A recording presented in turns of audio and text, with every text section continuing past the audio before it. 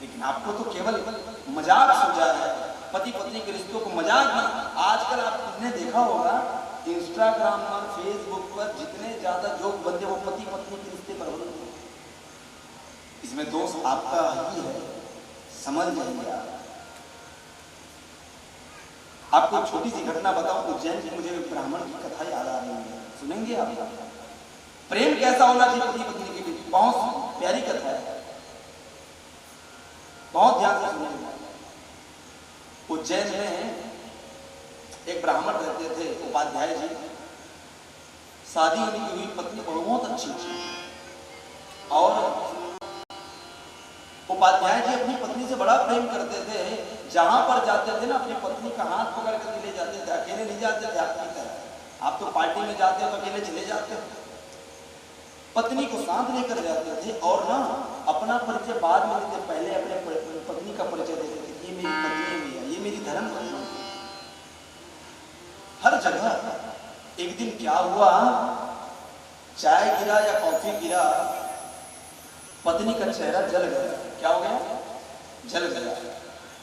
और पत्नी का जब चेहरा जला ना, तब वो घूंघट काढ़े रहते थे। एक दिन अपने पति से कहा कि सुनो कि आप मुझे हर जगह लेकर मत जाया करो। बोले क्यों?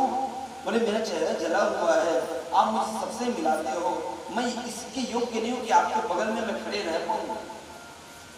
उपाध्याय जी ने कहा अरे पागल, तू कौन है? मेरी पत्नी है ना। और पत्नी को अर्धांगिनी कहा गया है। क्या कहा गया है? अर्धांगिनी।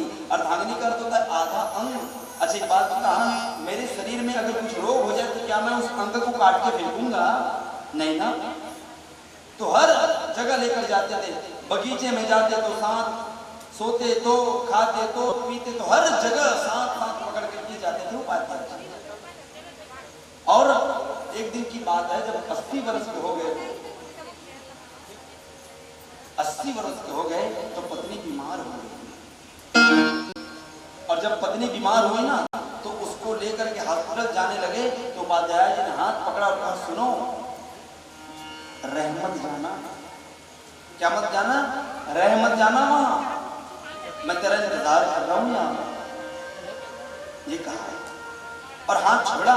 पत्नी हॉस्पिटल गई, क्या हुआ पता ना चला, पत्नी मर गई। बहुत ध्यान से सुनिए,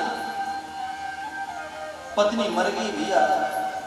अब सब लोग घर में आए, पत्नी की लाश आ गई। अब समस्या ये था कि उपाध्याय जी को कौन बताए कि आपकी पत्नी चली गई। तब कोई रिश्तेदार कहा कि मैं बता दूंगा, और वो चला गया। उपाध्याय जी पुस्तक पढ़ रहे थे, वहां पर गए, जाकर कहा कि बाबा जो आपकी पत्नी थी वो क्या हो गई? खत्म हो गई। जैसी कहा मेरी पत्नी, आपकी पत्नी खत्म हुई है, उसी समय बगल में एक वो बुजुर्ग लोग पकड़ते हैं, उसको क्या कहते हैं? लाठी। लाठी पकड़ करके ऊपर से नीचे आए, जहां पर पत्नी का शव रखा गया था। सब लोग हटने लगे, पास में अपनी पत्नी के बैठे और हाथ पकड़कर फिर कहा, क्या कहा पता है? ये दिल दहला देगा, ऐसी बात कहा मैंने तुमसे कहा था ना कि मुझसे धोखा मत करना, तो तुमने मुझसे धोखा कर दिया।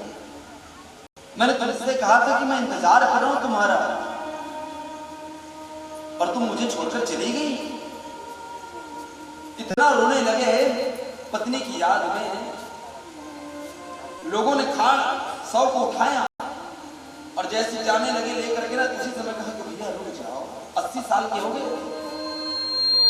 और कहा अब मिलना तो होगा नहीं, थोड़ा मैं अपनी पत्नी को करीब से देखना चाहता हूं, एक बार गले लगाना चाहता हूं। कहा और मैया आपको जान के बड़ा आश्चर्य होगा, जैसे उपाध्याय जी ने अपनी पत्नी को गले लगाया, सब लोग देख रहे हैं, ऐसा प्रेम था। जैसे गले लगाया, क्या देखा? उसी समय उपाध्याय जी ने भी अपना दम तोड़ दिया। उपाध्याय जी ने अपने प्राण छोड़ दिए। पूरे नगर के लोग, उज्जैन के वासी देखकर रोने लगे। ऐसा प्रेम, ऐसा अद्भुत प्रेम, ऐसा अनोखा प्रेम पति पत्नी का। मैया, पति पत्नी का प्रेम में खिलवाड़ नहीं होना चाहिए, पति पत्नी के प्रेम में फौआव नहीं होना चाहिए। जिससे मोहब्बत आपने किया है, जो आपका परमेश्वर है, जो आपका पति है, बहुत शांतिपूर्व जीवन जिए आप, नहीं तो फिर मजाक